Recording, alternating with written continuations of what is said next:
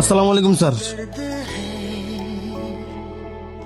কি ব্যাপার, আপনি আমার দেখে মুখ দেখছেন কেন? না স্যার, তেমন কিছু না। কিছু যদি নাই হয়ে থাকে মুখের থেকে হাতটা সরান।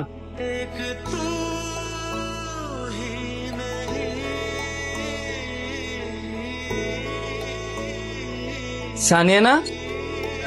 জি স্যার। তো তুই আমার দেখে মুখ ডাকলি কেন? স্যার লজ্জায়। লজ্জা? জি, কারণ আপনি আমারে চিনেন, আমিও আপনারে চিনি। আপনি হচ্ছেন এই অফিসের স্যার, আর আমি সাধারণ একজন সিকিউরিটি গার্ড। ভাবলাম আমার কারণে যদি আপনি কোনো অসম্মানিত হন, পরে যদি আমার চাকরিটা চলে যায়, সে ভয়ে আমি আপনার কাছ থেকে মুখটা লুকায় রাখছিলাম। আর আমার যদি চাকরিটা হারায় যায়, আমি অনেক বিপদে পড়ে যাবো। এই চাকরিটা আমার খুবই দরকার।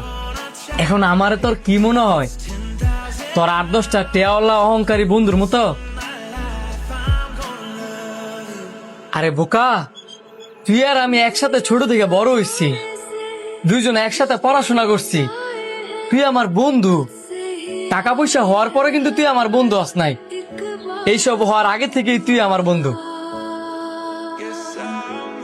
তুই কিভাবে ভাবলি যে তুই সিকিউরিটি গার্ডে চাকরি করস দেখিয়া আমি অপমানিত হমু বা নিজের ছোট মনে করমু? তারপরেও স্যার, বন্ধু আমরা বাড়িতে, অফিসে আপনি আমার স্যার আর আমি সিকিউরিটি গার্ড।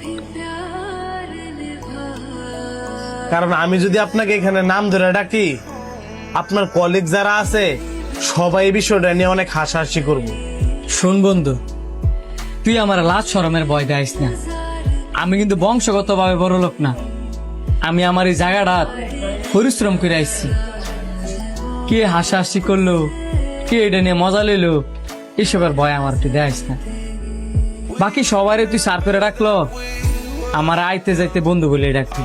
জি স্যার। বন্ধু